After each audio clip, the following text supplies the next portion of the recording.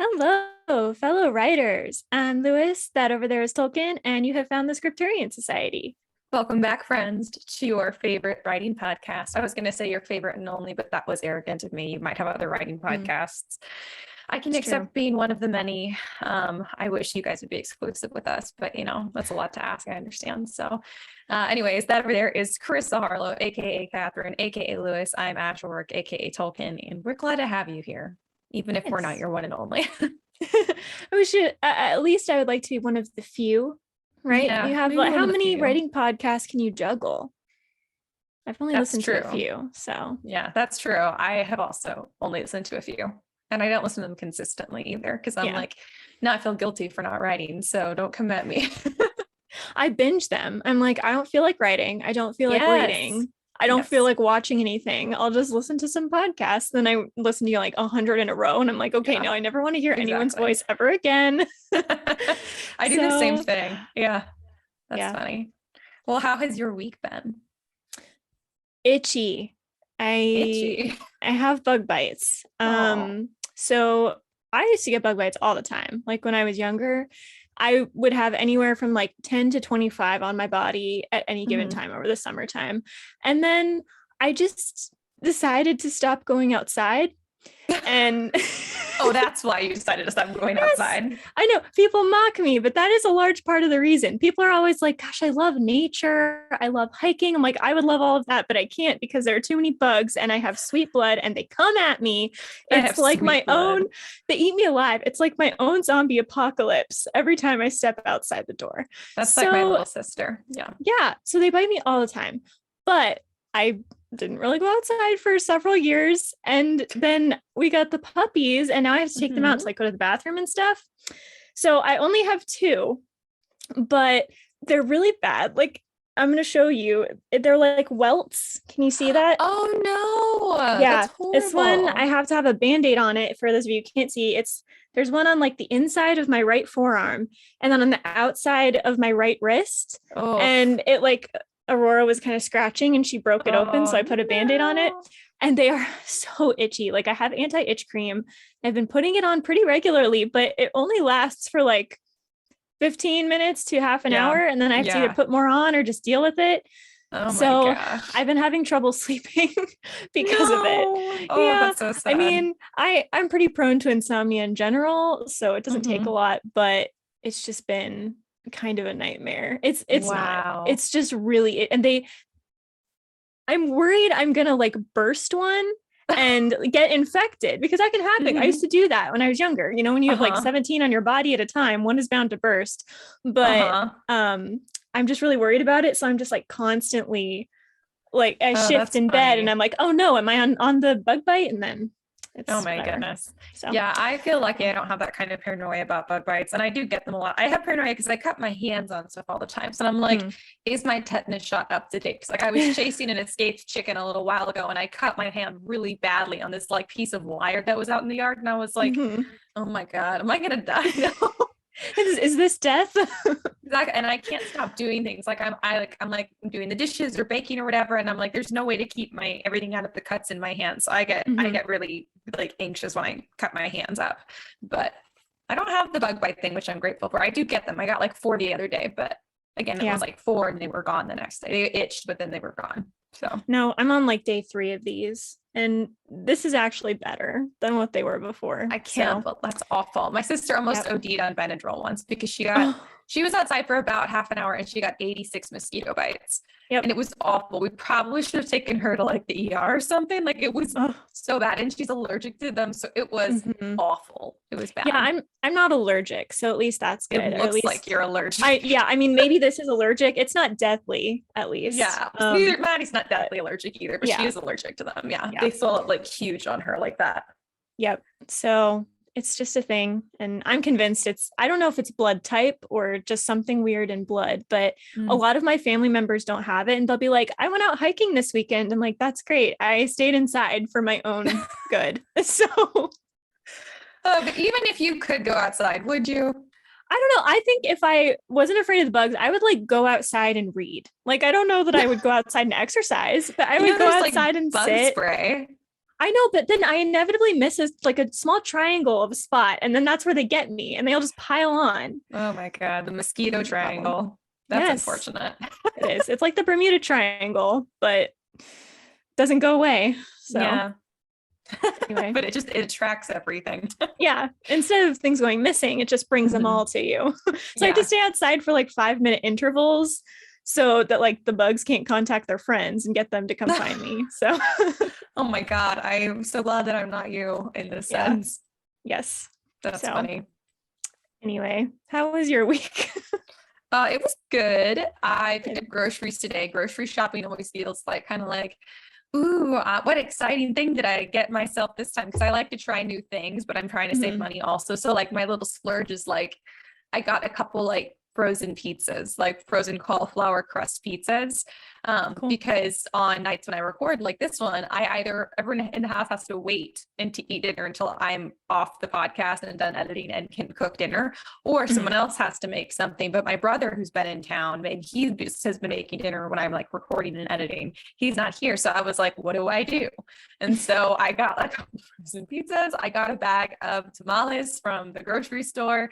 And so that's what everyone's going to eat for dinner. They can feed themselves. They'll be fine. But I'm also like excited because I'm like, ooh, pizza.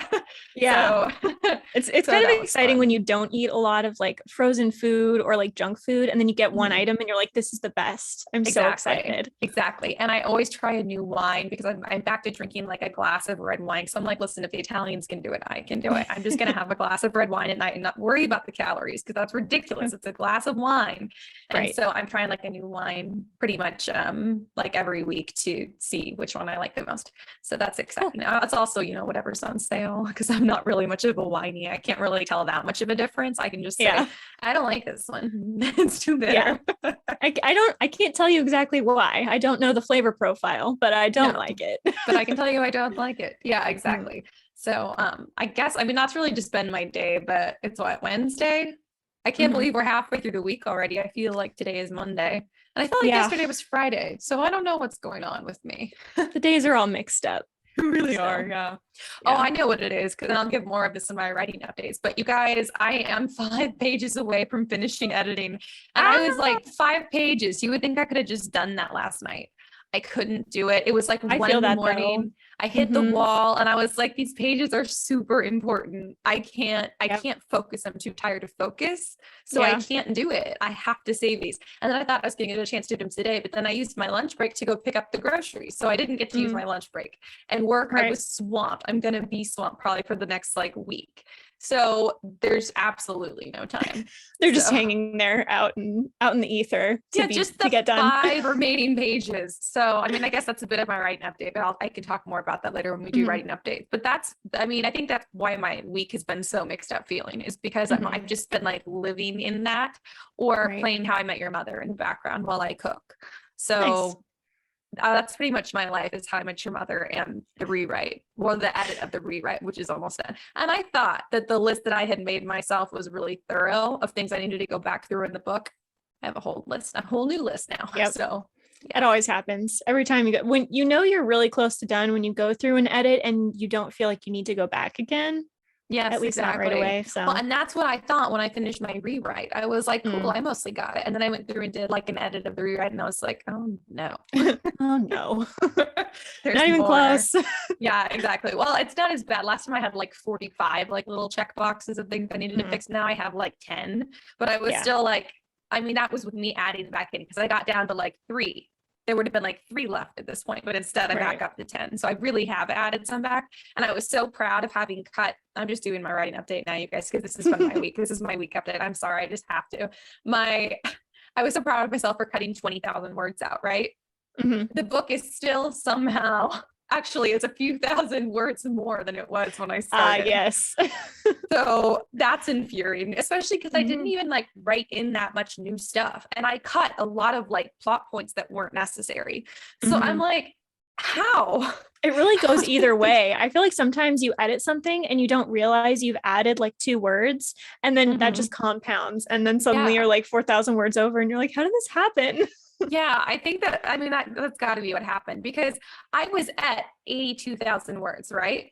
I cut 20,000 words. I'm back at 85,000 words and I have no idea how that happened. Like, I didn't write 20,000 new words of content, did I? But I must have, but I have no memory of doing that. So it's not in new scenes, it's in like added words and sentences here and there. Apparently 20,000 words worth of that. So that's something. What is that, Matt? It's probably only like 20 words a page or something like that.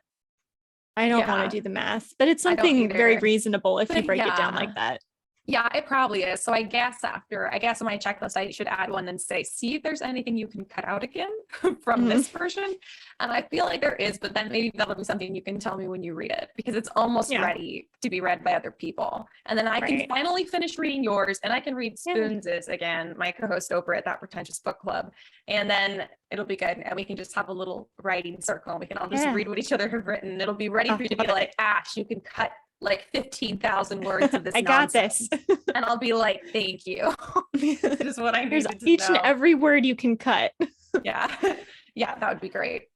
But I guess that's my week and my writing update in one. So hopefully you have a writing update for later for people. I do. Okay, sweet. Well, fill in that time later. Ooh, book recs. Do we have any book recs? Yes. I'm finally a little bit back into reading. So a while back, I read Poison Study by Maria V. Snyder, and I finally read the sequel, Magic Study, and it's just as good as the first one. So I would highly recommend these books. They're very good. So interesting. I just had an idea for a book name. Writing that down. That does not usually happen. Let's see. What was I going to say? Oh, yes. So, I mean, I haven't officially read it again, but I'm going to give you guys a book rec for The Night Circus by, what is it? Is it Erin Morgenstern? Yes, Erin Morgenstern, I think is her name.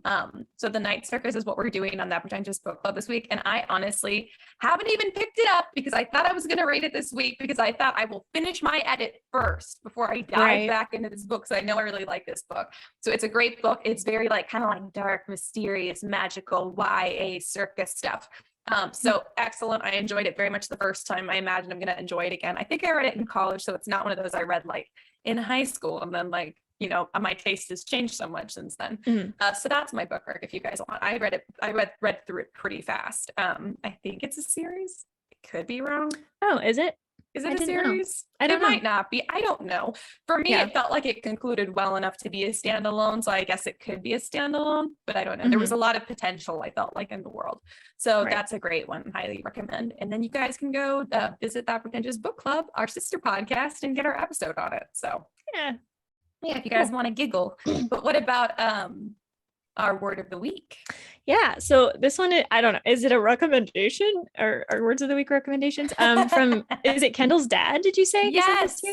Well, he sent it to me, Kendall. So he runs was it UFD, Useless Fact of the Day? It's like an account that he runs, and he posts a useless fact every day. It's so official. It has the little it does symbol or whatever. Yeah, we could share it from his page even for you guys to see.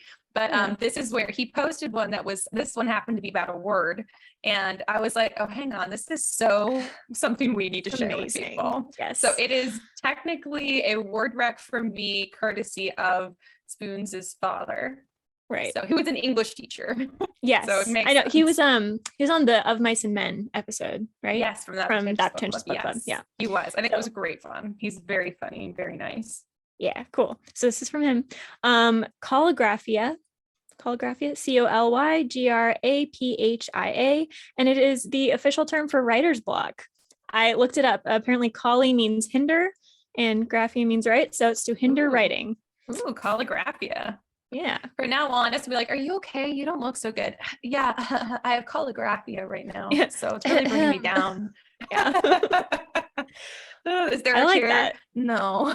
No, just time. Sometimes. There's some treatments. I don't know. But yeah, there's no cure for it. Exactly. Oh, God. It's a really terrible disease. It really is a terrible disease of the mind. Yeah, it genuinely is. Well, I'm psyched for this episode. Okay, go on. Should we get into the theme? Because I'm super jazzed about our topic. Yes, we totally can. This is like not the opposite of me, because I like this one too, but it's like how I felt about the Friends to Lovers episode, because we're going to be talking about enemies to lovers, which I feel like even more people are going to enjoy, because this is definitely a big one on TikTok and in the world at large. It's a big one in the world at large because of the sense of idealism and many other things, and some of which are very silly and some of which are very sweet. But I will go ahead and just off the bat give that advice that we often do of enemies to lovers works better in books than real life, you guys. So do not take any of this as dating advice. In fact, enemies to lovers in real life, it's cute in a rom-com. Do not recommend, strongly do not recommend in real life. But I have a question that I was thinking about before we get started. Do you think it's possible to have an enemies to lovers where it's not like a morally gray or bad boy? It could be like a good guy, enemies to lovers, but the girl's also not necessarily like morally gray. She's also like a decent person. Yeah, I think so, because I think enemies to lovers, I looked it up. So there's like enemies to lovers and then there's rivals to lovers, right? So like rivals tends to be when it's like not the threat of death. So like you just dislike each other, like academic rivals or like next door neighbors that don't get along or whatever, family friends. And then enemies to lovers, Hermione action. Yes. And then like enemies, friends and rivals. Yeah, they're everything. Yeah. And then enemies to lovers is when there's like a war or some kind of bigger conflict that's in their way. So I think if you create a conflict where people on both sides have really reasonable reasons to be on those sides, justifications, I don't know, something that sounds better. If both of them really believe in their cause and they really care about it, and it's understandable why they care about it, they can still be enemies. They can still dislike each other and hate each other and even potentially want to kill each other, but still be a good person deep down. I will say, I guess I would describe Legend by Marie Lu this way. I think Day and June are both fundamentally good people. I don't think you're correct. Really gray. Yeah. So, and they just both really believe in their particular cause. It's true. I think you're right. They're actually both kind of like black and white people, and both very much on like the side of morality. But it doesn't even make them a villain to either one of them either. Right. So that's interesting. However, I will say that as far as like, YA dystopian romances go, I did not enjoy that romance very much. Really? So I didn't. I do think that for enemies to lovers, having one morally gray or even just a character with like morally gray energy, I think it's more what people expect, so it's what people want. However, I'm also a fan of like doing the original thing, which tends to be having like, two characters who are decent people or good people who are just happen to be enemies. Like I like that too. Right. And obviously everyone should be the hero of their own story. But enemies to lovers, I think part of what people like so much about it is seeing like the change that happens in one or both of the people, really. Like Pride and Prejudice, if you want to go like a classical route. They're not necessarily rivals or enemies. I mean, I guess it'd be closer to rivals to lovers. I mean, they're not trying to kill each other, but no, they're not. They dislike each other for a period of time. Strongly. And they're both good people. There's no like moral grayness there at all. Right. But like their feelings, Elizabeth's feelings towards Mr. Darcy are like enemy level feelings. Like he doesn't quite have that level, I think, of angst towards her, but she definitely has it towards him. So I guess like, that kind of thing you can happen. But I feel like that's more like and the romance sneaks up on you. Like the feelings were there all along, sneaking up on you. Whereas I think the enemies to lovers that most of us think about is like we start with no initial feelings, and then as these characters are forced to interact by sheer circumstance, they see the good in each other, and they both change at least a little bit. Maybe if there's a morally gray or a bad boy character or a bad girl character, that person changes more to become better, right, so that they can be in a healthy relationship. So I guess like that can happen. I just think it's more common for it to be in enemies to lovers for it to be like more, for there to be some moral gray area going on. Because I think it's it's the bad boy thing that a lot of that's what people kind of want from it. So I mean, it's great to subvert things, and I tend to like that a lot because I see what the writer is doing. But there is also something to be said for just like the classic, I want to see this normal thing play out that we're used to. I guess what it is if you're considering an enemies to lovers trope, you don't have to do a bad boy or a morally gray character. You could totally subvert things, but you do want to, with intentionality, realize you are subverting the trope a little bit by doing that, and that's totally fine. But you do need to know that, and just be aware of that for even how you like the type of reactions that you expect from your readers. Yeah. Because I think in Marie Lu, with Legend, her book, I think I had expected more of an enemies to lovers vibe. So then when they were both kind of just good people in general and they just happened to be on the wrong sides, I was like oh no, this isn't what I expected. And it's not that that was bad. It just wasn't what I expected. So you might get some reactions like that, but which is fine. But it is kind of subverting things. If you just want to go like the classic archetype of enemies to lovers though, one or both characters is probably morally gray and or a bad boy or bad girl character. Typically it's a bad boy character, but it could be, again, subverting things to make it a bad girl versus a good guy, but you could absolutely do. I think that's even less of a subversion, honestly, but true. It kind of keeps in with the theme of the original intention. I would also say, I think in order to do enemies to lovers well, obviously this is going to be true for kind of everyone, but the characters need to be really flawed. I don't know that necessarily means morally gray. I don't know. But obviously your characters need to be realistic enough and have flaws. But well, I think everyone is actually morally gray. I think when we say morally gray for a character, even bad boy, it's more about how they present themselves than how they actually are. Because like an energy. Yes, it's an energy because we're all actually morally gray. Even if you think you're super morally upright, there's some area where you're like kind of in the middle on. And I think a lot of us are more so that than that. But it's about how you present yourself. Like, are you the kind of person who's like, I'm chaotic neutral? Are you like, I'm chaotic evil? Like, what are you? You know? What do you take pride in being? Evil. Exactly. It's what do you take pride in? What if you had to tell somebody what you were, what would you say? And that's kind of what we mean by morally gray or bad boy. It's not even that you actually are bad or morally gray. It's just, how do you want the world to see you? Which I think is also what people like about enemies to lovers, is we like seeing that character who like presents himself as like a bad boy and he pushes people away, but then we want to see that we can see who he actually is, you know, by these interactions, and we're like, hey, you're actually like a pretty great guy, you should maybe just stop dicking around and let people see that you're a nice person. And then he's like, maybe I can be a vulnerable, kind person and people won't take advantage of me all the time. And then we're like, hooray, he's grown, they can be together. I think that that's the idealistic appeal of the enemies to lovers in a lot of ways.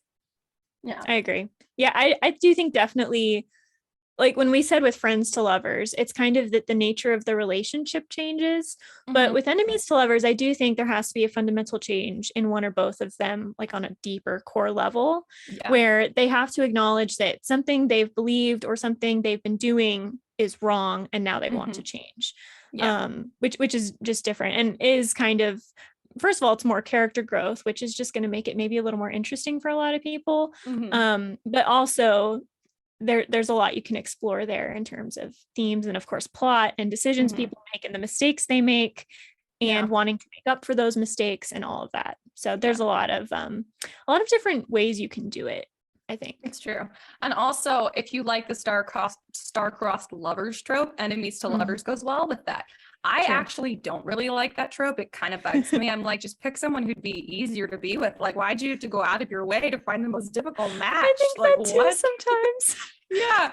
So like, I love them so much, I want to be with them. And I'm like, but this guy is just as great and significantly more accepted by your family. Why don't you just go with him? Yeah, exactly. It's hard. And that often happens because there is like a totally equally great choice who's like a lot easier to be with. It just star-crossed lovers makes me think Romeo and Juliet. And I'm like, by what? Sheer circumstance? Like and I also feel like star-crossed lovers is often kind of happens along with that. I believe I'm in love now. And I'm like, I don't feel like I feel like maybe you're just infatuated or young. So how do we tell here? So you can do star-crossed lovers with enemies to lovers. You certainly can do that. I think it works really well together. You can even do it with like rivals to lovers and and you can even do it with friends to lovers, honestly, but it does work well in enemies to lovers. I just don't like it in enemies to lovers. Fair enough. You can though. But I think the thing with that is that you could play with that is where maybe the characters change like on the inside, like some of their beliefs about like morality and relationship and all that kind of stuff, but their beliefs about, you know, their opposing sides of the war or whatever it is, or their rivaling families, maybe those stay the same, or at least some of them they retain the same. Because the other thing that you don't want to accidentally slip into with enemies to lovers is that one character becomes completely like the other character, because that's not the case. Even people who have a lot in common still have a couple things that are very different. And if you have an enemies to lovers, they are or should continue to have some significantly different aspects. And if you have their a series, opposites attract. Yeah, that's what the idea is. It's that opposites attract. And even if they have some similarities and you're like, no, they're more alike than they're different, the differences should be significant enough that it's a rift that they have to overcome and keep overcoming throughout the series. Like, that's the idea. Like, Javi and I have a ton in common, but guess what we don't have in common? It's so not in common. They are issues. They are problems. And I knew that because that's with anybody. But it's just something we have to, you know, talk about and be aware of and work through. And that's what relationships are. And I just, like we've said before, believe that, you know, even though fantasy is great for an escape, the relationship should mirror the relationships in, you know, our life. It should mirror the human experience. So you don't want to write, you know, relationships that are completely unrealistic, which I do think happens more often in enemies to lovers than friends to lovers. So I agree, which is probably the source of a lot of my issues with it. Cause I say I don't like enemies to lovers, but I think I do. I just am very picky about the way that it's executed. Cause you're like, well, logically and realistically, that would not work, or that's not a healthy, you know, mechanism. And I feel like sometimes enemies to lovers, this is the thing that I guess this one is debatable, but I don't like it when it's usually the guy, but sometimes the girl does something that I feel is unforgivable toward the beginning. And then we're just supposed to forgive him by the end. That is and difficult. Like, people make mistakes. I get it. I like redemption arcs, but first of all, I feel like it should take a little longer sometimes for people to forgive and to feel safe with that person that once tried to kill them. And then also, I don't understand why some things are forgivable in like a relationship sense, right? Like, you should forgive people to move on for yourself. But I don't know that sometimes the things that happen in enemies to lovers early on are actually things that you would ever feel you had overcome, right? I feel like you'd always feel just like a little unsure if you were safe with them, or a little unsure if they would betray you. And I don't like that. So if you can avoid that, you can come up with some kind of legitimate misunderstanding, or they're both doing like equally bad things, and then it makes more sense that they would forgive each other. I just feel like there has to be some kind of don't go too far too soon type of scenario. Yeah. Well, I think we've said it before, and I literally just started doing this because I had the idea while we were talking about in the episode, and I just think it's really useful. Whether you're writing an enemies to lovers or not, but especially if you're writing an enemies to lovers, you need to know what that one unforgivable thing is that your love interest could do to the main character, or in the main character's world, that they could not get past. What is the line that if that love interest crosses, the main character could never trust them again? Like, that's a really important line to establish right up front. And you can have that love interest tiptoe right up to the line. And as long as they don't cross it, then it could potentially be forgiven. But like, if they're going to like murder a bunch of children or something in the beginning of the book, I think a lot of us would say, that's a line I'm not going to be able to get past. Like, I don't think we're going to ever be in a relationship. That's going to be a hard no for me. It's going to be a hard pass. And so I do think that that's where some enemies to lovers books can get kind of cheap almost in plot, and kind of like just looking for a reaction and looking for the drama. And that's when, you know, the bad character, or whatever, the bad boy character, is so legitimately bad and evil and awful that they're doing things that no reasonable person could, I mean, maybe they can forgive in some sense or other, but could not ever trust. And so that's, I feel like, where people they've gone for the reaction, for the shock factor, and not considered, wait, is that a line that they can't uncross with my main character? Which is very important. So you want to consider that upfront. And the line for one main character might be different than it is for another one. Like, maybe one character can forgive certain things and the other one can't. I have a character in a book who abandons his younger brother in the woods, like chains him up and leaves him in the woods to die. Now, did he actually kill the brother? No. If he has a change of heart, could potentially certain characters forgive him? Sure. Could every character forgive him? Maybe not. Maybe there's somebody whose brother died and was like, I would have given anything to have my brother back. Is that character going to be able to ever get past that? Very unlikely. Very unlikely. Even if they can get to a place of like forgiveness and acceptance, are they going to get to a place of trust and romantic love? Unlikely. So unlikely. And you want to have those specific lines too, because that's what builds like an intriguing backstory for your characters. But it's all part of characterization. So if you know that line and you can demonstrate tiptoeing up to that line, you've not only had that like angsty plot, but now you've also characterized your main character a little better. It's better for the story and the characters across the board. And I think when enemies to lovers either falls flat or just feels cheap, I think it's because that step has been skipped. And I think a lot of when it's done well, I think that they kind of just did that step inherently. But I think we could all, as writers, be more intentional about that if that's, a trope that we want to use. Like it's one that I happen to like. So now I'm trying to intentionally use it because it's kind of important. And I think that's what's missing with the not so great enemies to lovers books. Right. Yeah, I agree. I don't have a point off the top of my head. Okay, I didn't know because sometimes you write down notes. No, so, not at the moment. Do you have any examples of enemies to lovers that you enjoyed? Yes, I have two that literally just popped to mind. And I don't want to spoil them. So like, I don't know. Just give spoiler warning-ish. Yeah, spoiler alert. But the Mirror Visitor series that I think I've talked about a lot. That one is enemies to lovers, and I don't want to give too much away because it's so good. And part of the reason I loved it so much is because I didn't know where it was going for most of the series. Like for a good 2 books, you're just like really unclear what is happening here, because they're like engaged but by convenience. And so then it's like, is this going to grow into something? Yeah. Or is it going to just stay a marriage of convenience? And I really liked not knowing. And so I do think sometimes one of the problems with enemies to lovers, and sometimes with the way that people market it, is if you tell me it's enemies to lovers, now I kind of know where it's going and I'm not as surprised and I'm not as into it, which sucks because there's really no way around that, because like by inherent like example, I just spoiled Mirror Visitor a little bit for people.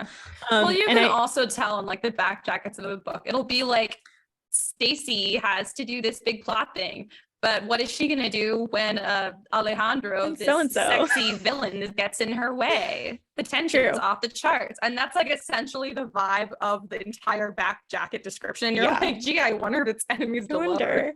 And that's how I feel about love triangles too. I'm like, I can usually sense when it's going to be one, even if the words are not used. But the great thing that I did like about Mirror Visitor was that I didn't get that vibe from the back jacket. And so when I started reading it, I was like, ooh, where is this going? And it was very intriguing. And I think part of the reason is because the unique part of this enemies to lovers is that they're not trying to kill each other, but he is like convinced that she is going to die soon, so he's just like keeping his distance so he won't get emotionally attached. And I still feel like it's an enemies to lovers, not rivals to lovers, because there is life or death stakes going on, but they're not necessarily causing it. They're just unsure if they can save each other, and so they don't want to get attached, and so keeping that distance, kind of being like, I hate you, why do you hate me?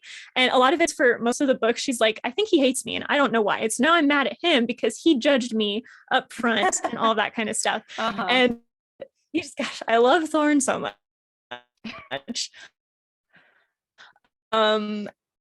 And so I just think that was great because it was not super clear up front that that's what it was going to be. You can make your tropes fresh, even if you are going to follow kind of normal trajectory, is to some background. Don't make it obvious that's what's going on, because it was so satisfying when it does finally happen. And I'm like, yes, I was right. I've been shipping them for so long, and I had no idea if that was just me and my, my YA history that I'm used to that happening, or if it was actually going to happen. So I really liked it in those. I also really liked it in, I'm going to forget which is the first title, Bonecryer's Moon, I think is the first one. And then it's Bonecryer's Dawn is the second one, by Catherine Purdy. And I liked this one too. And this one was like, the guy starts out the book actively wanting to kill her because she's in this, like, it's not a cult, but it's sort of like a cult where they fall in love and then they have to kill the person that they're in love with in order to gain their powers.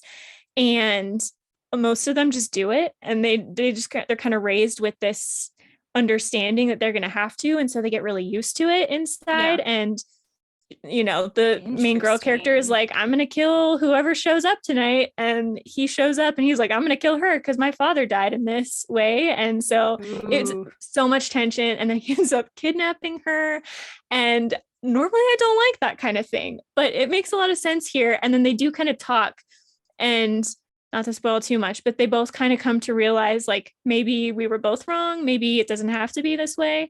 So I really liked the way it was done there. And I will say, I think it's the first enemies to lovers I read after joining TikTok, when enemies to lovers as a phrase was in my head. And so it was the first time that I'd really noticed that that's what I was enjoying. So I also really like it in that book. I like that as well. Yeah. It was kind of a classic, but the first time I'd ever really thought about it, like, oh, hey, this is enemies to lovers. And I liked it a lot. So, and it did feel like legitimate growth, and like nothing super unforgivable had been done, even though they were trying to kill each other for a significant portion of this series. So that's funny. That makes me think of two things. First of all, Serpent and Dove by Shelby Mahurin is my favorite example of friends to lovers. Not friends to lovers, enemies to lovers. And while there are, many other great options, this is the one I like the most because it almost seemed like it was done the healthiest. And I enjoyed the speed. I think, and this might be controversial, and I do not care because my other point's also controversial.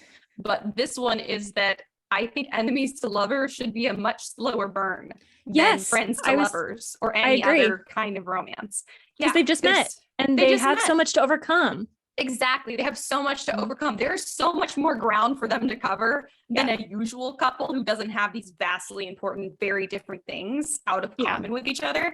So there's so much ground for them to cover. Of course, it's going to take them longer to cover that ground. So, I mean, I just think the slow burn I think it's just better. I don't think it's a requirement necessarily. You could get away with it depending, because it is about the ground you cover and not how long you've been together technically. But enemies to lovers have so much ground they have to cover. So I think the slow burn is better, especially if you have a situation like one character is kidnapped the other. There's a forced marriage of some kind. When anything is forced like that, I think that you have to take more time, because first they have to get to the point of acceptance of the new situation. Then they have to have all their initial feelings before acceptance, then the acceptance, then the kind of noticing the other things about the person, that maybe that person is actually a better person than they thought they were. And then you can have the blossoming of feelings, and then you can have the mutual feelings that are expressed and all that. Right. But you have to go through the initial stages of, this person is such a jerk. I can't believe I'm in this situation now. I hate them. I'm going to hate them forever. Get to acceptance, get to learning new information about them. So I think that's particularly if you have either of those elements in your enemies to lovers book, I think you might need to take more time than you feel like you need to take. Yeah, I definitely agree, especially because if there is some kind of kidnapping or otherwise like forced situation, you don't want it to read like Stockholm Syndrome, where it's like not true love. It's just a survival technique. You want it to read like, okay, I have overcome the fact that I don't have a choice in this or whatever. And now I'm choosing this, and I would have chosen it in a vacuum, but we aren't in a vacuum. So I had to overcome all of this first. So I do think that's important to make it feel real, as opposed to like justifying toxic situations. I agree. So I think the time helps with that. I totally agree. I also think, and this might just be a personal preference, you can tell me what you think, and this is probably controversial to the entire genre and to many of the lovers of the genre, but I strongly feel that enemies to lovers characters should never have actually tried to kill each other. They should have the opportunity to do so, but should they have actually like been lunging forward with the dagger? Should they have actually, shot an arrow and missed? Well, maybe because that was from a range. There should be I feel like no up close and personal killing or attempted killing. Can there be the opportunity to kill the other person? Yeah, that's great. I think there should be an opportunity to kill the other person, but for whatever reason, they don't take it. And there's a little bit of like that twist of fate type thing, or maybe there's something here that, whatever. Also because of what you said before about a line that you can't uncross. Having tried to kill someone is a traumatic experience. It's a tough line, Even if you learn that person who tried to kill you is not inherently a killer, would you ever be able to forget the time that they would have killed you if they just hadn't missed? I don't think I could. I don't know that anyone could. And I think I'm pretty forgiving. So that's why I think having the opportunity for your characters to kill each other, and then for whatever reason they don't, is so much better for an enemies to lovers than they actually tried to kill each other. Because I know that there's a lot of people on Book Talk who think that that's very sexy for some reason. For me, that's where I draw the line. I want to say a lot of us do draw the line. But it's also kind of a different brand of enemies to lovers. And I don't want to be rude, but I do kind of mean like a cheaper brand, which maybe cheaper is not the right word, but more like a pandering, catering to it's like a very specific. It's like the stereotype of the genre or the trope. To the stereotype of the trope. It's a stereotype of the trope kind of mixed with like a romance novel that tends to have that kind of stuff. But I think if you have an enemies to lovers book that is not exclusively a romance and you're not exclusively trying to cater to the stereotype, then don't do that, please. I'm asking you, please don't do that. I think I would generally agree. I think maybe an exception is like they try to kill each other from afar and they don't know that's who that person is. Thinking. At a range. Well, even being like, hey, shoot that target. That's the prince of whatever, and he's evil. Right. And you're like, okay, I'll do that. It's not the same as being up close, looking that person in the eyes. They see you as well trying to kill them, and then you try to kill them. I think that if they're close enough to make eye contact, something should stop them before they get to the point of actually trying to kill each other. The opportunity was there, but they didn't have time to take it, because I just don't know how you overcome that. But and you could even do it to make it seem on the part of the person that almost died, like maybe the person trying to kill them purposefully missed, so it looks like they were actually trying to kill them, but then they're like, I never missed, so if I missed it was because I didn't want to hit you. Exactly. Ooh, I like that one. So there's like a lot of room to play. I know it sounds like we're giving rules, but it's not really. There's so much room to play with this stuff. Just no murder of the love interest. I guess ideally is the only rule so far. Well, I feel like that's pretty fair. I agree. And I think too, because this kind of happened in Bonecryer's Moon, maybe they think they want to kill them and then instead they kidnap them. So it's like a lower degree of evil. So it's like, it's still not good, but I was trying to mitigate some of the harm here in some way, especially if there are people in charge that are not the love interest. Like, we need to kill this person and I'm the authority, and then the person just decides I'm gonna kidnap her instead, or kidnap him instead. I think that's easier too, to have somebody who maybe they're powerful in the movement, or they're just like a foot soldier in the movement. It's easier to picture them falling for an enemy than like the leader of the movement, because those tend to be pretty grandiose, stubborn, and narcissistic people. Harder for me to imagine them falling in love. I will use my Shiloh boat example again. Which never really had an actual enemies to lovers trope. We just had hints of it here and there, like we do with a lot whenever there's a sexy villain. An attraction. An attraction, exactly. And the Darkling, he is sexy. And also he has this potential of, in another world, if things had not gone the way they did, maybe he and Alina, the main character, could have been suited to each other. So it has there's a lot of reasons that relationship could have appeal, but he's the one who's in charge of everything bad going on. He's not going to compromise. Exactly. If somebody like that is not going to compromise. So I just see that being extremely hard to pull off. I won't say that it's impossible.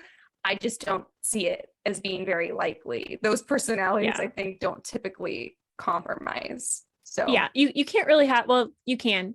You don't, it's going to be difficult to do two true believers like enemies to lovers, like the true believer, as in like, I am in this all the way, everything is secondary. So you either need one of them to not be a true believer, or you need there to be some kind of like their true belief isn't actually in the movement, it's in a particular piece of the movement. And so if you can prove that piece is actually better suited over here, then they will pick that piece. What's funny is, I think for enemies to lovers, for it to work well, I think your characters actually need to be even maybe slightly more humble as people than in like rivals to lovers, even friends to lovers, because some of the drama that we get with friends to lovers that's kind of fun and funny to watch is when like friends like pride and ego kind of bumps up against each other, and they're like, well, I don't have feelings for him or for her, and blah blah blah, and it's because the pride has been kind of pricked a little bit. With enemies to lovers, there has to be a little bit, it can look like that from the outside, but there should still be a capability for humility somewhere, the facade of arrogance, and then actually deep down they're kind of humble. Yes, exactly, because they're both going to have to make concessions if you want to craft a relationship. Could be something that your reader should envy or could envy. You want there to be, you want them to both have the potential to kind of come to the middle, at least on the important matters. So if you have characters that are as prideful as somebody like the Darkling is, that just is much, much less likely to happen. Mm-hmm. I will also say, I don't know if I've said this before, but I'll say it again if I have. I think one of the keys to doing enemies to lovers well is that you don't want to make it look like either one of the characters, when they're changing, they're only changing for the love interest. I do think there has to be some kind of truth that they discover about the other side, the other viewpoint that really motivate love. This is what I didn't like about Vampire Diaries, for those of you that really liked Vampire Diaries. Not to spoil too much about it. Yeah, but this is why I didn't like Damon, because he's only changing for Elena. He's not changing because he's realized it's right. He's not changing because he's realized he's wrong. He's only changing to get the girl. And I don't tend to like this. And I don't think this works on a large scale, because I think it can come across as really unrealistic. People don't do that. People say, I want to change for you, but that kind of change doesn't last. People have to change on principle, not to get something. And if your characters are only changing because they've fallen in love and now they want to be together, they either need to have never been fully in the first place, so that's a reasonable change, or I just don't think that's going to work. I don't think I think this is probably one of the main causes of many divorces and many breakups in real life, is that people think that they can put up with stuff because they love each other enough. That's really not going to do it. You have to have some kind of real concrete core level change in order to make certain things work. And I would just caution you guys from writing a romance in which it wouldn't work in real life, or it would break up in real life, because no real change has been achieved. I don't think changing for a love interest or a significant other is real change.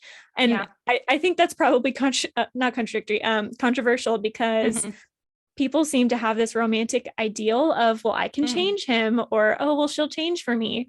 That's so unhealthy. And I don't think anyone should have to do that. If you are truly wrong, you should change, not to get the girl or to get the guy, but because you are wrong. You're wrong. Yeah. Exactly. And if that's your motivation, then that relationship can be sustainable and healthy. Yeah. But if it's not, then it won't be. So I agree. I think the happy medium is that, or maybe not the medium, just like if you actually like get to the root of what people like about that, is that really it's not so much that we're saying that we want to be the entire reason that someone, or we don't want to be the thing that somebody changes for. Well, maybe some people do, but it's not really a healthy place to be.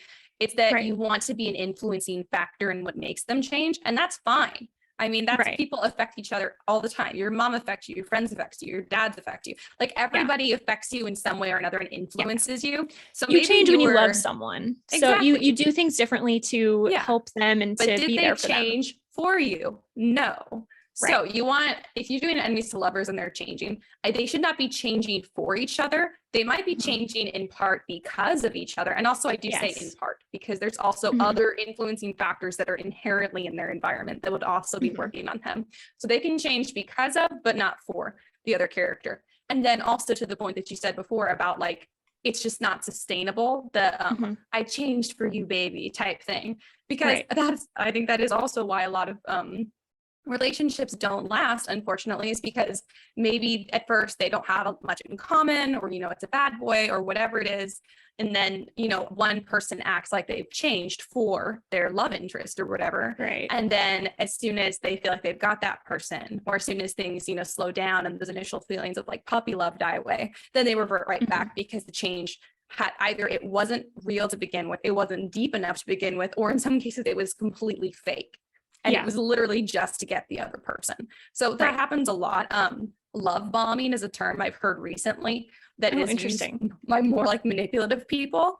So a lot of people will find themselves married or in these long-term relationships with people, and they're like, I don't understand. He's changed so much. He used to not be like this.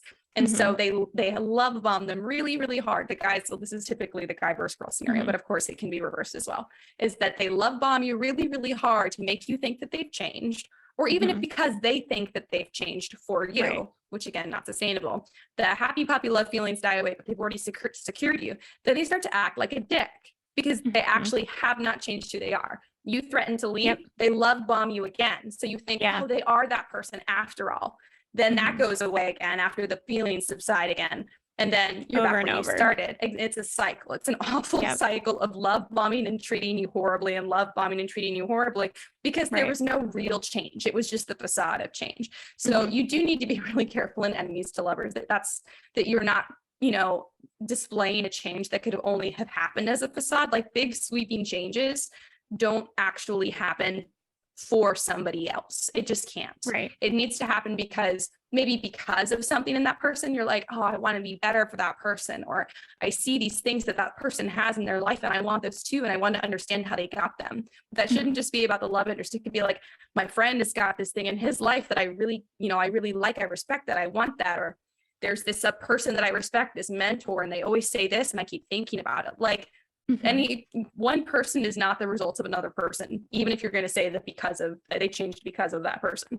No one person can take credit for that. So there needs to be a lot of influencing factors. Your character was a fully fleshed out person before they met your love interest. So all of the things, all of the factors exactly that were at work before your love interest entered the scene are still at work. So yes, I think that's something to keep in mind. It also kind of like helps you with like world building and plot development and characterization. You'd be like, what changes was this character already going through that are complementary to the changes that they're going to go through now because of this new character?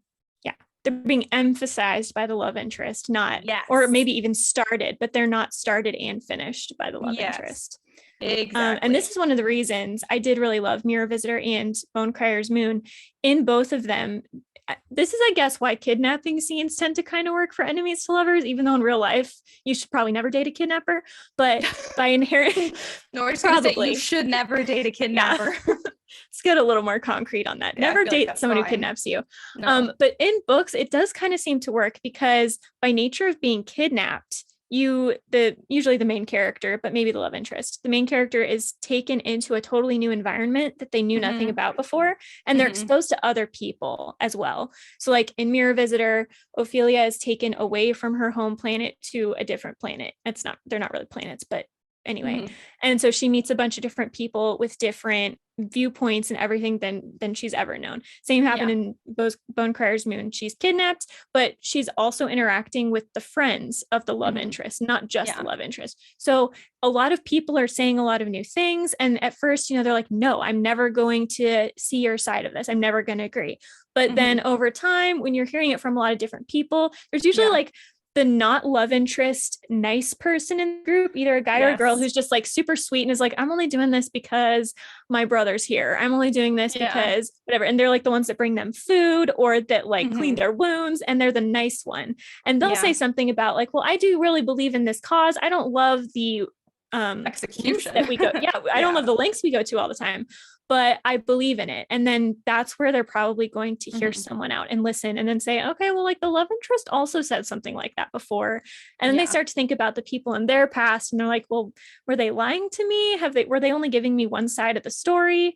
And throughout those multiple different kinds of conversations, and that doesn't have to be through a kidnapping, but I think that's why kidnappings just inherently hold that. Usually don't have one person kidnapping another person. There's usually other people around. So it just seems to contribute to this slowly changing your worldview. And again, you don't want to make it look like Stockholm syndrome, but like with real logic and with real like, well, we're only doing this because you attacked us first, or because you're actually dangerous, or XYZ, so that there is an understandable conflict that existed and that can be overcome. And again, that is really going to help in your world building, because if you can come up with like two sides of a war that have different cultures, that have different viewpoints, that have different goals, values, that's going to feed into who each of the characters are on either side of those issues. Very true. Whether or not they're going to understand the other Falling side. Kingdoms by Morgan Rhodes does an excellent job of that. Each of the kingdoms has a very specific value set that is in direct conflict with the kingdoms around them. So there are some strong enemies to lovers vibes in there. And there's even a couple kidnappings, although they're pretty short-lived, and I could do with some more of it. But I think that when you have any situation where your love interest and your main character are forced to be in close proximity to each other, like kidnapping, forced marriage, I think it's twofold, because it's a character development, like you said, is how they get to see kind of a glimpse into the other character's world, to see why they believe what they believe, and to see if there's any validity to it. And then the second point is that you have those forced proximity situations, because otherwise these characters would not be around each other. Yeah, you they wouldn't interact. Exactly. It's a plot device, because that's why it feels kind of like, we've seen this before, another like kidnapping. Wow. I don't think that it's a cheap trope at all. I think kidnapping, forced marriages, any kind of forced close proximity, because how else would these enemy characters, they would never spend time together voluntarily, ever. So you have to create a situation where they are forced, not just kind of like persuaded a little bit, but forced to spend time together. So I think that it's a plot device, and it's also a characterization development moment where they can, see the other character's world. It's actually great because you can develop both characters in that kind of situation. But I think even if you don't have all that stuff fleshed out, it's not a bad idea for just plot development. And if you're like, how am I going to get, I got this enemies to lovers characters that are going to be great, but how do I actually get them in a scene together? Well, I force them. That's the whole Give them no other choice. Give them no choice but to have to talk to each other. So, and it can be short-lived, like it is in Falling Kingdoms. She gets kidnapped by different people a couple times, and it is short-lived in the first book every single time. So they only have, like, honestly, they only exchange like a few sentences each time, but there's just enough like kind of like insight into the other character, or like tension, or like a little bit of chemistry that you're like, oh, is this going to be something in the next book? Because again, it's going to be a very slow burn. I have not read that series completely through, but I am assuming that if she gets together, if there's an enemies to lovers romance, that's going to be a very slow burn, because we went through all of book 1 and we still don't know, like, is she into any of these people? I don't know. And that's what I kind of mean with like how I didn't expect it going into the Mirror Visitor series. If you can't tell, like, maybe you kind of sense there's going to be an enemies to lovers, but you're like, I don't see how this is going to play out, or I don't know which person here is going to be the enemies to lovers. I just feel like that gives it a lot more depth, and it gives you space to grow. And like you're kind of saying, it's usually good to have more than one potential love interest, so that when they do choose that person, they're making a real choice, not just a choice of convenience. So if you have multiple options, they don't have to be an enemy and a friend. It can be multiple potential enemies. And then you're not sure where it's going. You don't necessarily know what direction it's going. And I think that can work really well too, because then it's a real choice. So. I agree, especially that's how you can kind of circumvent the thing where you pick up a book, and like Karissa was saying, she's like, you can usually tell if it's an enemies to lovers book. I think whether you do a love triangle or you just do multiple love interests, I'm actually more of a fan of just multiple love interests, but they're both good. That's a great way to circumvent that, where it's like, wait, is this enemies to lovers or is it not? So it has the enemies to lovers vibe that will attract your enemies to lovers audience, but it keeps them guessing enough that it still feels very original. They're not like, well, obviously this character is going to end up with that character. Like, I will say that for Serpent and Dove, I think, because I don't recall any other potential love interests. Maybe there are later in the series, because there's a character who has the potential maybe later in the series. I don't know. But in this one, there's just the one guy. So like from the start, you're like, I am here for the ride. This is going to be great. But I do know that they're going to end up together. So if you don't want people, it's fine. And it's still one of my favorite books. So it's not to say that that's not great. But if you want it to be like a surprise that like, oh, they're going to get together, because, sometimes you want that to be like kind of a reveal, then a way to circumvent that enemies to lovers predictability is to throw in a couple other love interests. And as we've said in one of our other episodes, any other potential love interest you throw in, whether it's a love triangle or multiple love interest scenario, they should be just as good options for your main character in different ways. It also gives your readers like multiple people to ship, which everybody likes. So if the main and love interest isn't their type, then they still have someone there to swoon over. Exactly. Yes. Let's see what else. Did you have any other exammus of good enemies? You'd think I would. I don't have my shelves in here, but I'm sure that I do. Actually, I think that the Night Circus has, I don't remember if that's an enemies to lovers like a relationship that takes fruition, but I know that there are enemies to lovers vibes, which I enjoy immensely. There's also, I don't know, not that one. That's not a good example. This is hard because I don't have all of my books in front of me, but after professing to be a lover of enemies to lovers, it's sad that I don't have an example. It's so sad that you don't have bookshelves in your bathroom, Ash. I know. Unfair. It really would be a convenient place to have them. Maybe in the next house, maybe in the new house, we'll build bookshelves. Make the bathroom just a little bigger than normal. Put a shelf. Yeah, exactly. That'd be fine. I mean, I don't know. I'm sure that there are more. You guys are welcome to send us your favorite enemies to lovers recommendations. I would be thrilled because I talk about them a lot. And there's also like, if you're like, I like enemies to lovers vibes, but I don't want to write an enemies to lovers book, put a hot villain in there. Because guess what?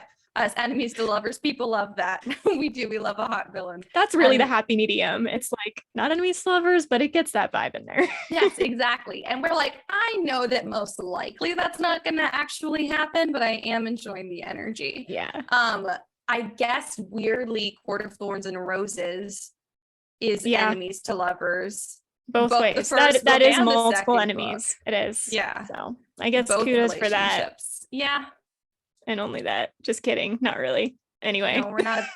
You know how I have great news on this topic. It's only slightly off topic, but do you remember? So Karissa joined us on That Pretentious Book Club for our episode on A Court of Thorns and Roses, which is very funny. But do you remember how we said something about like the characters' names and what if they were different? And at the same time, Kendall and I said, like, what if it was Greg, High Lord of the Night Court, Greg. My sister made a graphic that looks like the name tag that says, hi, my name is, and it says Greg, and then in parentheses, High Lord of the Night Court. I love that so much. It's really good. I want that shirt. I know. So I have the graphic, so I'm going to put it up on the website, storysirenstudio.com, if you guys want to see that and some of our other merch there for everyone. I'm also putting our Always Falling for the villain merch back up just for this season. It's pretty cute. Yeah, for fall. And then there's a Christmas one that'll go up as well. So it's going to be great. It's going to be up there. You guys go to storysirenstudio.com if you want to support the pod and or you want to get some really cool bookish stuff. But I'm super jazzed about this new graphic. That's awesome. If the three of us were ever going to become a meme, I would want it to be for that. And I wasn't even in that conversation. I was there, but I wasn't the voice. But I would take that as the meme I would be a part of one day. High Lord of the Night funny. Greg. Oh, good. So good. That was easily one of our best moments. But yeah, I'm sorry you were saying that. It is a good example of enemies to lovers. Yeah, it is. I was also going to say, if you go kind of the route more of maybe rivals to lovers, I think a common like forced proximity thing is boarding schools or school projects, which especially for YA is pretty good. I don't read a lot of like contemporary or rom-coms, but the ones that I have heard of and that I have read, a lot of times they do use, or in movies, they use school projects to force enemies together. So it's like they're the two top, like they're in the running for valedictorian. So they're put together on a project because they're at each other's intelligence level. Or they're just forced into a random group and they try to get out of it, but for some reason the teacher won't let them.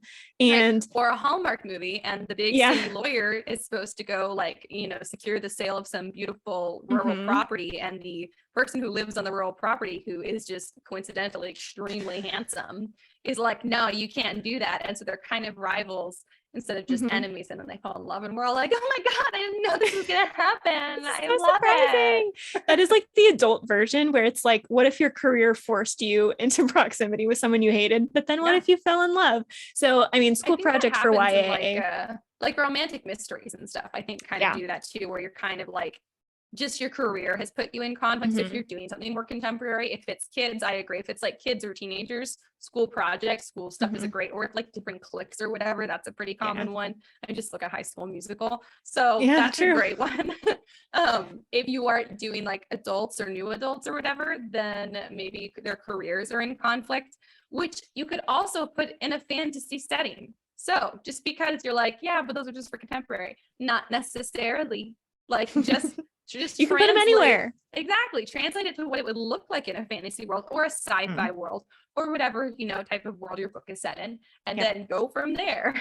I will say I did, as a child's confession, I did really ship Draco and Hermione from Harry Potter. I don't know why. I ship Zuko and Katara. That one makes sense. Aang was a child, so I feel pretty valid in that one. But I'm just saying, like, Hogwarts as a boarding school, right? Like they weren't rivals because it's not like Draco was at her grade level. Like he didn't get the same marks as her or anything, but there was like they were rival houses, rival cliques. Yeah, houses. Or because I think that is a thing in the British, maybe European school systems, that you actually have houses a lot of times. So you can use some kind of house system, or maybe like in Percy Jackson, not that this was an enemies to lovers, but they have houses. exists, right? Where their parents are there. And so they have, they have rivals. So anything like that is pretty cool. Yeah. I had another thing to say. Did you have anything to add to that?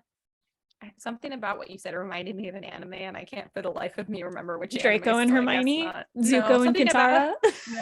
No, something about the best couples of all time. Just kidding. I mean, neither of them exist, actually. Unfortunately, but Zutara should exist. I do love May though. I like Zuko and May. I know May is great, but listen, May is working through some stuff. Okay.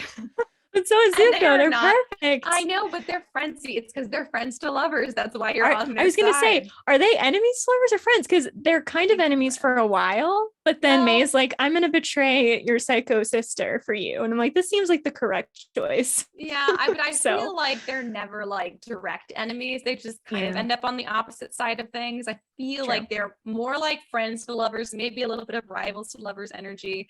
And I just really like that Zuko, Katara, enemies to lovers, and guess what? Katara changes a lot. She gets a lot more tough throughout the series. She gets a little bit more. She gets a little bit more bloodthirsty. She gets a little bit more intense. She's more like she just kind of becomes a little bit grittier, but she still retains like the core of who she is. Zuko also retains the core of who he is, but is able to put away his childhood trauma and to learn from the amazingness of the friendship group of Aang's friend bending stuff. And his uncle because there's always multiple influencing factors. Exactly. Yes. And so that's actually a really good example of how, Zuko does not have an enemies to lovers romance, but that is a good example of how to kind of do that. Yeah. Because Zuko is an excellent, if you're like, this person is awful. How do I make this person somebody who my readers like and or who my main character could trust as a love interest? Zuko, follow Zuko's arc. Zuko's arc is excellent. And he starts in a bad place. Like there is nothing redeeming about him. Try to kill them. He does. And that's true. He does that. And there are moments, but this is, I guess, maybe in a super fantasy setting. I think he purposefully misses sometimes. Oh, there's a couple toward the middle. He's like, my heart isn't really in this. I'm like, I love you. He's a character. He's such a good character too, because he is completely bad at the beginning, but he's not like completely bad in like a shallow way where like I'm bad because I'm bad. Like he's bad and we feel bad for him because he's bad because his childhood up to this point has made him that way and he's yet to take responsibility for it. Yeah. But he is unapologetically bad. So we do feel bad for him and we enjoy his backstory, but we're not like, oh, it's okay because you're hot, Zuko. There's no feelings like that until he starts to change. So excellent villain's character study. And another reason he's so great is his whole thing at the beginning is honor, right? He's like, I have to have honor. I have to fulfill my honor. And then as the story goes on, he doesn't change that. He just changes his perception of what the honorable thing to do is. So even by the end, he's still like, I'm all about honor. I know he's so good. And it's just like, his priority is still the same. He is still like at his core kind of the same person, but he has now changed his perception of how to achieve what he wants to be. And that's what makes him a good guy. Yeah, so because he was listening to the wrong people. Changed. Yeah, exactly. And I think maybe that if you're like, how do I transition my characters so like they remain who they are, but they become more like each other, is maybe what happens is their initial desires, like their deep desires for what they want for themselves and for their life and who they want to be, those stay the same, but the way that they decide to try and reach those become more similar. Because I think that that's like honestly best case scenario in real life relationships too. Even people who are like, oh my God, we're two peas in a pod. It's like, yes, but no. Even people who look on the outside like they're just the same are inherently so different. When Javi and I first started dating, I thought we had like everything in common. You've met Javi. We do not have everything. We have many things we very much do not have in common. But that stuff is not always evident. And regardless, it's not about what you do or don't have in common. It's really kind of about how you think that you're going to get to what you want. Which is honestly what separates a lot of like villain characters from good guy characters, is that good guys have lines they won't cross, villains don't, and or they just haven't established the lines yet. And so that's something where maybe that's how your main character influences the love interest, is that they kind of show them where the lines are. So I think it's good. Yeah. It is good. And or redefine what they want. So instead of like honor, like you said for Zuko, instead of honor looking like being accepted by his father and accepted back into the Fire Nation, honor looks like standing up for your friends and doing the right thing in the face of adversity. So what he wants stays the same, but his understanding of it, I know, his understanding of it is so much deeper. So good. He's perfect.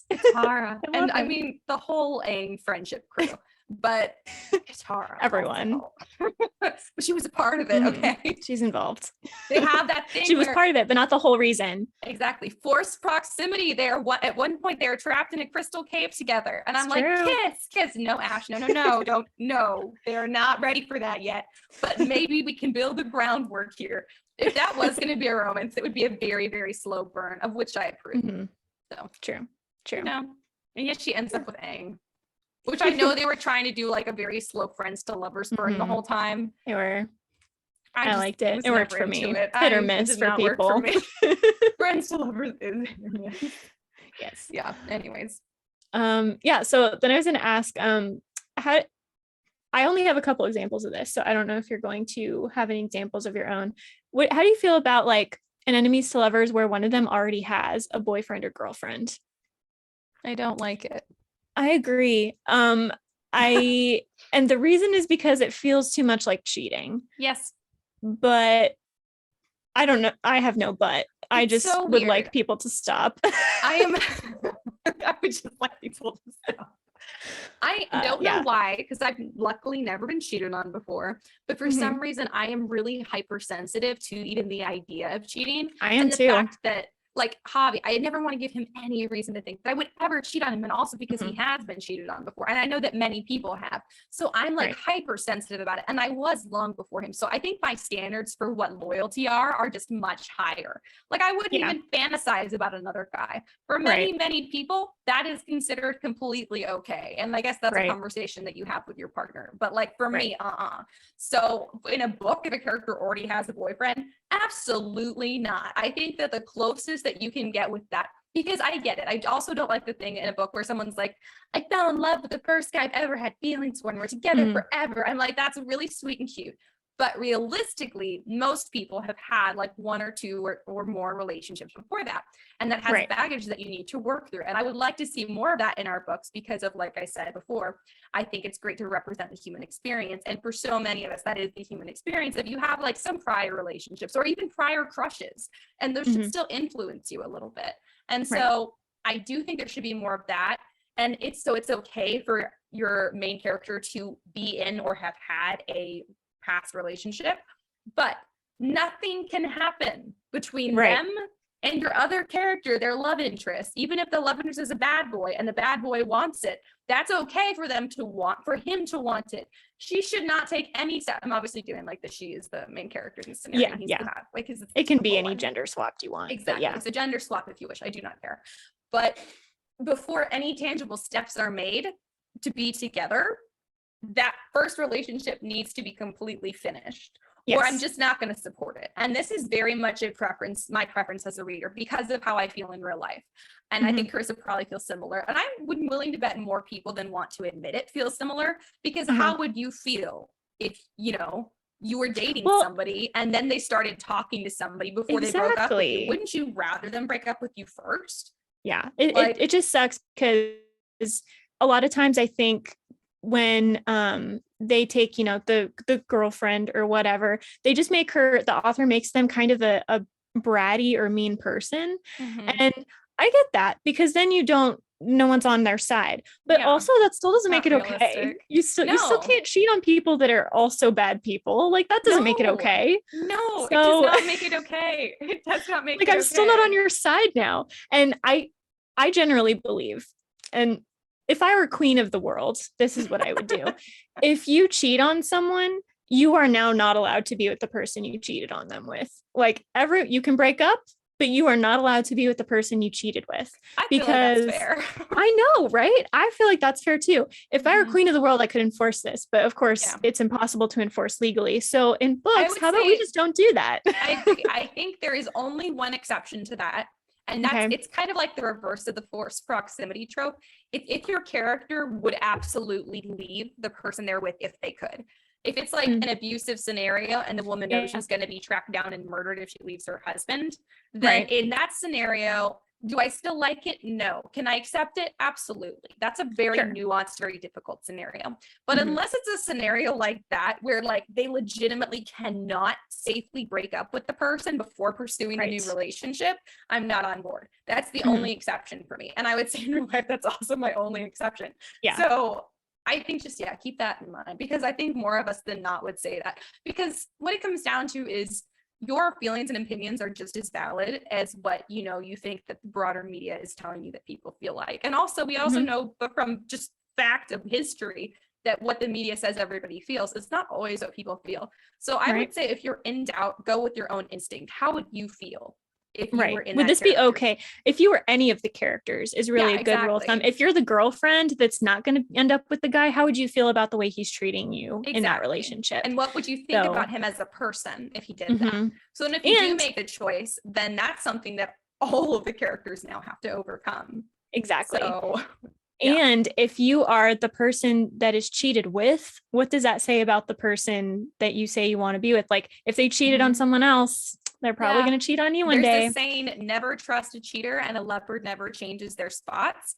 Those are two phrases I've heard used together so many times, and whether they're true or not doesn't matter, because it crosses your mind and it's going to cross your reader's mind. So just like we've said before, it's not about, there's nothing that you can't put in your book. If it's a human experience, go ahead and put it in your book, but you want to be realistic about about how you handle it. We said this before when we talked about our cutaway episode about, sex scenes and stuff.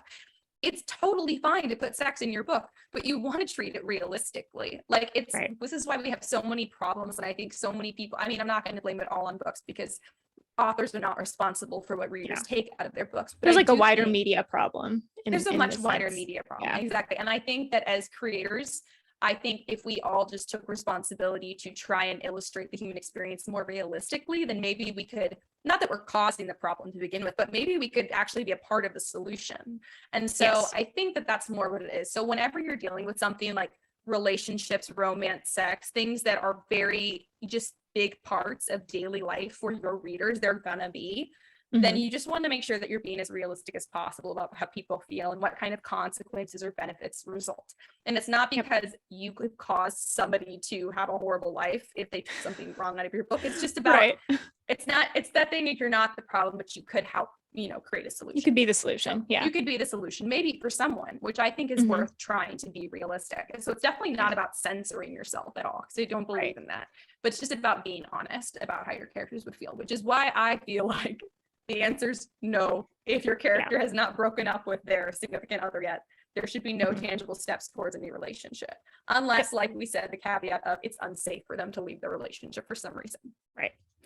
And I think too, it can be a good idea if they do break up with that person to then just put like a little bit of time in between getting together with the other person. At that point, they're broken up, so they can do whatever they want. But I feel like decent people usually take some time to get over a relationship before they jump into the next one. Not that you're not a good person if you haven't done that, but I think typically the idea is I need to get past this before I jump into something new.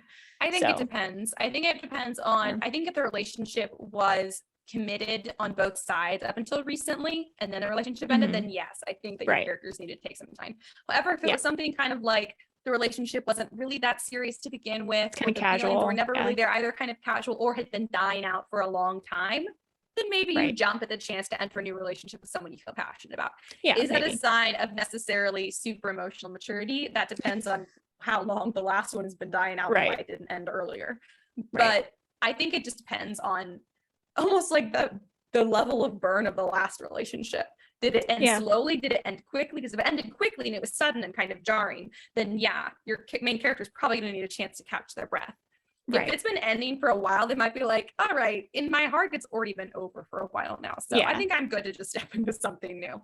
And again, your readers may have mixed feelings about that. That's why it's just know what you're doing and why you're doing what you're doing. Yep. Agree.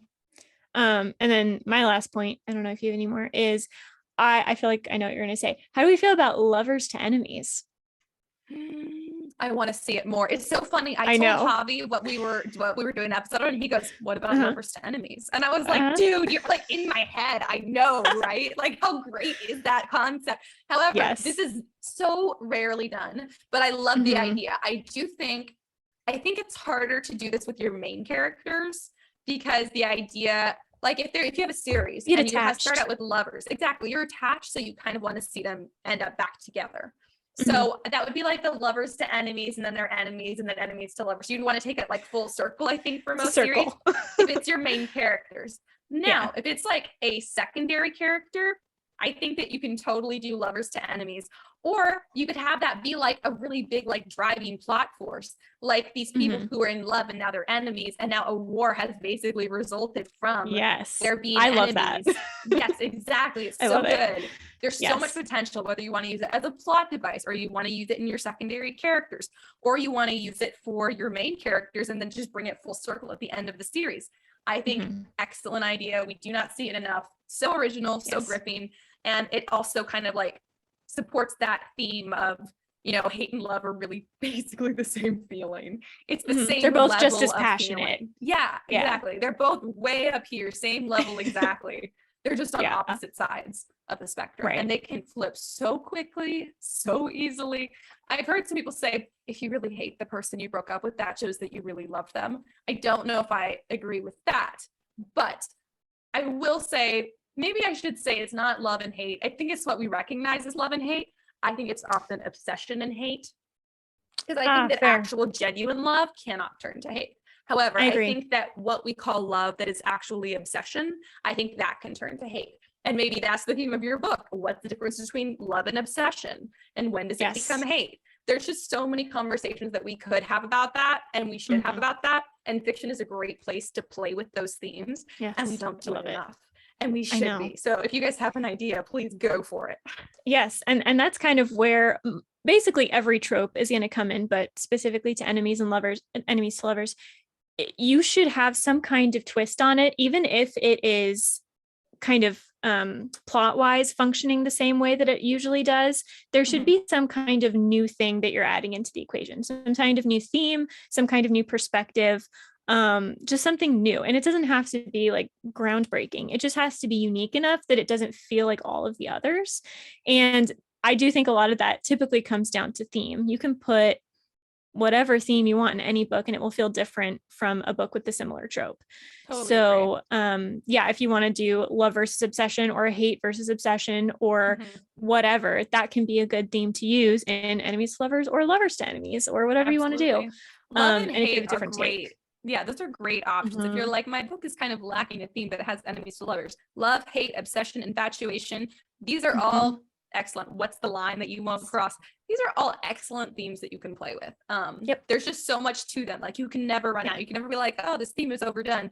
There are so many themes just in those categories. There's, oh my goodness. And everyone can has go just, so like, many places. Slightly different feelings about it, even though a lot of us have like certain things in common. So there's so many places to go with that. It's just, and I think that may be also why, to go back to my point about some enemies to lovers books can feel kind of cheap or underdone. And I think it's often the ones that don't have a theme. And I think it's because it feels like enemies to lovers is such a beautiful, potent background, like a beautiful, potent soil to plant those themes in. So when the soil is there and they didn't plant anything, I'm like, what a waste. It's a waste.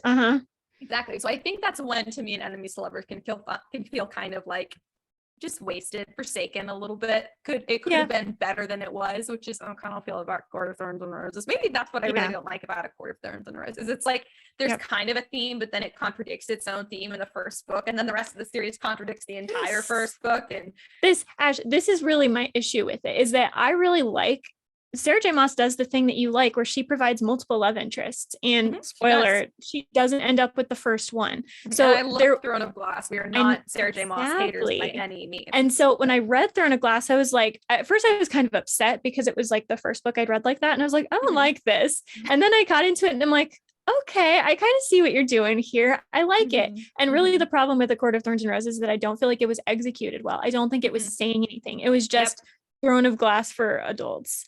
And it didn't do anything new. And I don't think it did it healthy, whereas Throne of Glass I think did. So that's kind there of was no realism to the human experience, and there was no theme. Right.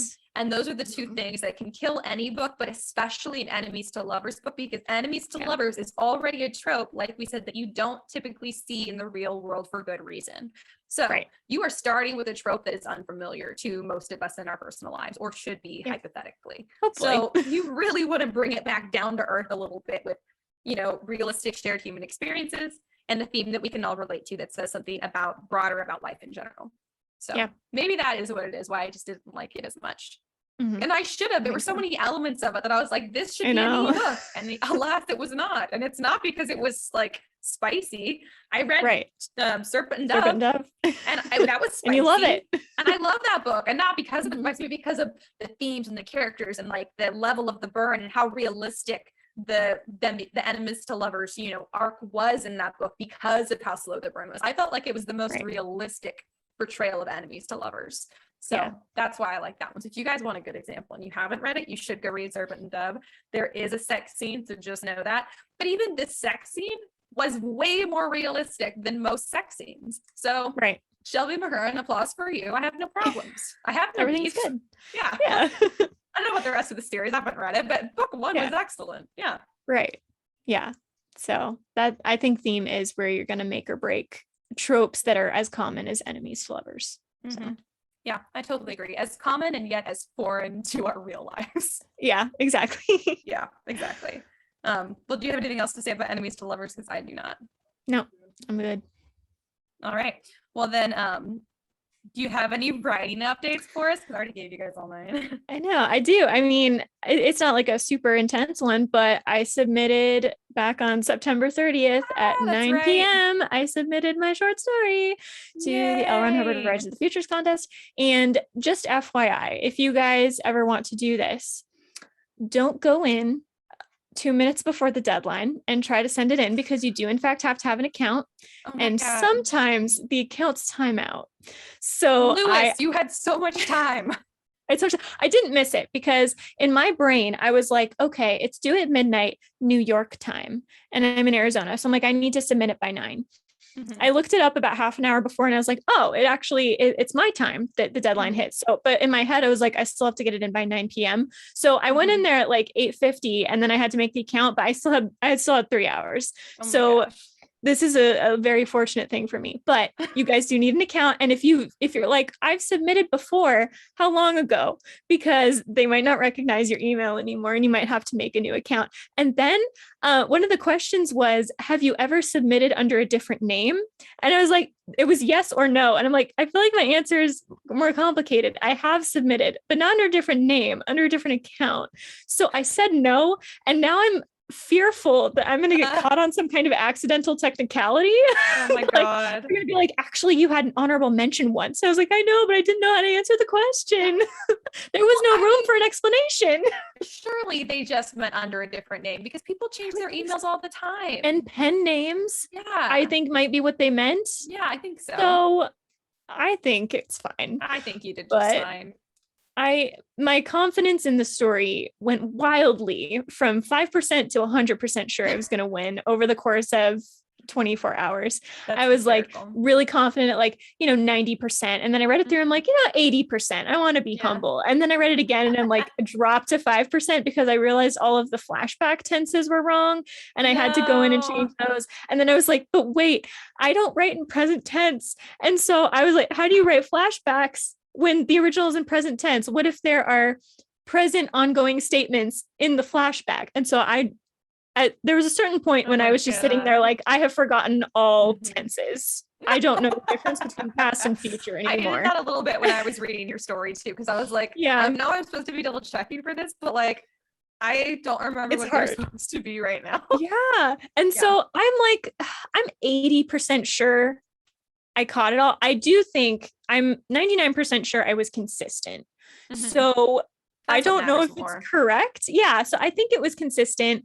And I went, consistency is all that really matters. So. Yeah, I think so. And I'm 99% sure I caught all of the inconsistencies, but then it was like 8:30 and I was like, dang it, did I do all the flashbacks wrong? And I'm like, I don't have time to go in and correct all of them and then read it a couple more times to make sure. So I was like, I'm just leaning into what I have. So we'll see. My confidence is now at like 75%. So I feel good, but not awesome, but good. And it's better than 5%. So that's funny. Yes. And then what else did I do? Oh, and then I went back. I read some really bad fan fiction of my own book. You may be asking, how is this possible? It's me. I wrote it. I wrote my own stuff, like deleted scenes and stuff. And I had done this back in college. I think I just have these files. There are 3 couples in my main series that I just really love a lot. So I just did like random scenes that are super not canon. They will never be canon. You'll never see them. And here's the thing. It's a good thing you'll never see them, because I was reading through and I was like, this is a lot worse than I thought it was, than I remember it being. And so I was like, I'm not even getting anything out of this, but I can't bring myself to delete the file. You know what I mean? Yes. I have so many. I want to delete it. I know. I don't want anyone else in the universe to ever read these. Yeah, I did, but it's, I don't know. So it's a document where I have just like random points in time. So in Latin, locus, Locus means place. So whenever I have a place in my document where I need to go back, I put in parentheses locus, and that's then I search it because it doesn't come up. You're so smart. So I did this in various places in this document, and I'm going through and I'm like, I think I caught all of these. I think I have all of the moments that I liked in the document. But I couldn't even bring myself to delete the note. I still have these locus notes that don't go, that are already done. So it was just bad, but also good, because now I feel better about my writing now, because it's definitely better now. So anyway, that was fun too. And I would recommend, if you have like some kind of scene in your head and it's not canon, just write it anyway, because all of those scenes, they're out of my head and I don't think about them anymore. And so, and I was before I wrote them down. So that can really just purge the weird non-canon ideas you have. I have like a 10th of the manuscript entitled Pregnant with Alien Baby. And I'm not ever going back to that. Well, maybe I will. Most likely I'm never going back to that. Maybe you should. But I kept it just because I'm like, it's nice to look back and see what was going through my head. Yeah. And how I was writing. Because it's not that the idea itself was completely without potential. I wouldn't even be the first one to do it, honestly. Pregnant with alien babies. Yeah, that's what I had titled it, because I'm really bad at titles. My titles are so bad until like right before I query the book. Like it is something, it'll be like book about this, and that'll be what the book is titled until I'm ready to submit it, because I'm so bad at titles. Unlike this one, which is I'm so excited for the name that I found for it. And that was the idea. The name idea I had was for like another book in this series. Oh, love it. So Yay. I'm so excited. Cool. Yeah, it's gonna be great. I can't wait for you to read it, because I need someone else's eyes on it, because I'm doing the same thing where you vacillate wildly from like 5% sure it's gonna be awesome to like 100% sure. Like I was literally the other day like, oh my God, I mean, this is foolproof. I'm definitely going to get published and be rich. Right. Like, there's no way that's not going to happen with this book. And then like 2 days later, I'm like, maybe this book is garbage. Maybe this should be in the trash. Maybe nobody should ever lay eyes on this. Yeah. And now I'm back to being like, I just have no idea. I have no idea anymore. I do think the 50% to 75% confidence feels like the right place to be, because you're not cocky. So you're not going to like drive people away with that. And also morally to be in that place, but you're also not hating yourself and miserable. Yeah, I agree. 50 to 75. I think 60 to like 80% confidence is fine for yourself, you know? Sure. I think that's somewhere totally decent. Yeah, exactly. So you don't take it too hard if people turn it down, but I don't even want to know what just crashed. I felt something crash. I don't need to know. I'm not going to ask. What was I going to say? Oh yeah. But you do have to keep in mind when you're querying, which is just a little tip. I'm mentally preparing myself, because I'm almost ready to query this book. After I finish writing it, I'm going to start working on a query letter and synopsis while you're looking at it.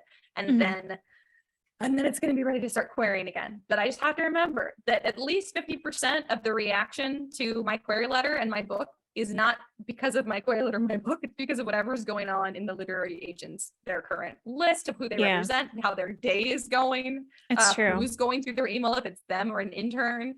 Like, so Anyway. Yeah, I did also, I forgot to say this, I think, on here before. I got my first rejection on the book that you haven't finished yet that I sent out. I don't think I've given you guys a title yet. No. I don't really want to yet. But I got the first rejection and it was so detailed. Like for a query letter rejection, not like a partial or anything. So nice. It was so detailed. And the issue that they had talked about, and I think it was probably an assistant because it wasn't the literary agent who signed it. But it just made it sound like they had really considered it. And then it just kind of found it just a little lacking. And I was like, this is so much progress for me. And the problem, I know the problem that they pointed out was that there was a lot of telling and not enough showing. And this is what you had pointed out to me about the first couple chapters. And so I'm just like, you're right. I see where everyone is coming from, but also that's kind of what I'm going for in the first couple chapters. Like, it was on purpose. So it was on purpose. And so I get it. If that's going to be the issue, that's fine. I get it, but I don't want to change it because I feel like or at least it's hard because there's like really given it a chance to find the right agent. Yeah. Because not that it's kind of a plot twist about why I feel like I have to do this like big zoom out and then a zoom in, which is kind of what those first few chapters are. It's like I'm kind of zooming in on it. And this is kind of how Strange the Dreamer opened, if anyone has read that one and loved it like I did. And I was kind of inspired by just like those initial 5 or so chapters because I really liked it. It really flowed and it really set the stage for me. And I liked the vibe it created. So I was going for that. But the fact that that's what they noticed, they were kind of like, we're going to pass because of that. But I was like, sweet, that's what I was going for. So I kind of feel like it was a good and a bad. And I'm going to get more rejections, I'm sure. And if there's just a general theme where people just seem to not be liking it, because obviously I don't want to push readers away in the first few chapters, that's going to be important. So if it's really just not there, I have to deal with that. But for now, I'm just kind of like, I'm going to wait and see what other people say. And if it's a common problem, then I'll think about changing it. And even now I'm going through it. I'm kind of like, okay, are there certain sentences I can change? Just be more show than tell, even if the general vibe is more tell. So it's on my radar now, which is good. And I'm just going to wait to see what else happens. But it wasn't as disheartening as it should have been. I can't tell if I'm just super apathetic to rejection now. I'm just like, great, punch me in the face. Any little detail they give you in a rejection is like gold, because usually you either get no response or you get a completely formed rejection letter. So any feedback just feels like sent from the heavens. Like, it's so nice. It was, and I was so surprised. You saw enough that you felt like you should reply specifically in some way, which is exactly so nice. I know, and I don't remember exactly what was said, but it just really felt like they had really considered it. And so I was like, I just need someone out there that doesn't mind the little bit of telling, right? I just need you to really consider it. So it was the first rejection, I think. So I was like, dang, this is a really good start. But then I've gotten more rejections since. So I probably need to send out a new batch soon. But anyway, if you are getting rejections, details, even the small ones, they'll just cling to those. They are good. Absolutely. They are great. And if you can, like Carissa said, like if there's something you're like, I did it on purpose and nobody likes it, like give it the good college try before you decide no one's gonna like it. And then if you've been querying for like a while and you've gotten a lot of rejections, then maybe you go ahead and like you make a new version where you make the changes and you see if you like that one too. But part of that's also how much like you feel like you are or aren't compromising as an artist.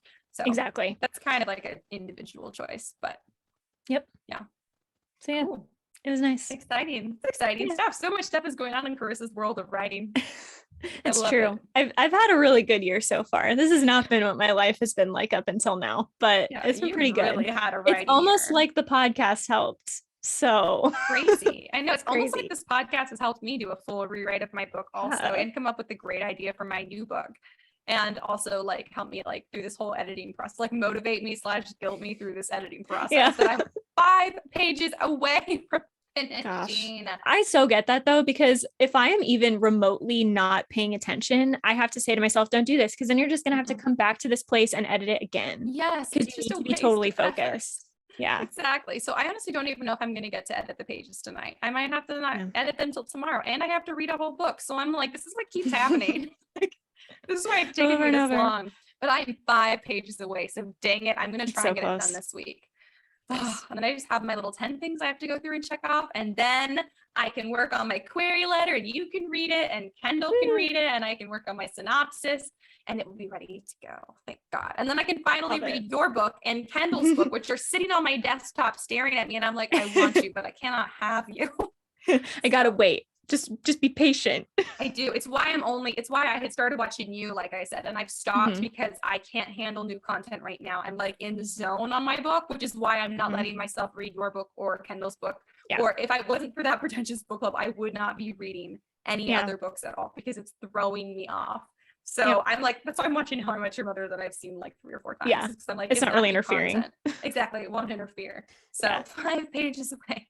I'm so close to having a little bit of my life back again because I'm like, it's like I want to diet from new content. So yeah, I'm close. My diet is almost over. Thank God. Yay. Push through. Yeah, exactly. I'll push through. I'm going to get there. Is there anything else you want to say about writing to the peeps? Nope. That's it for me. All right. Sweet. Well, if you guys want to follow us during the week, if this episode was motivational or entertaining to you in any way, I can't speak. Sorry, guys. I do that a lot and I don't usually correct myself. But for you guys today, just keep going. I edited it. Just full steam ahead.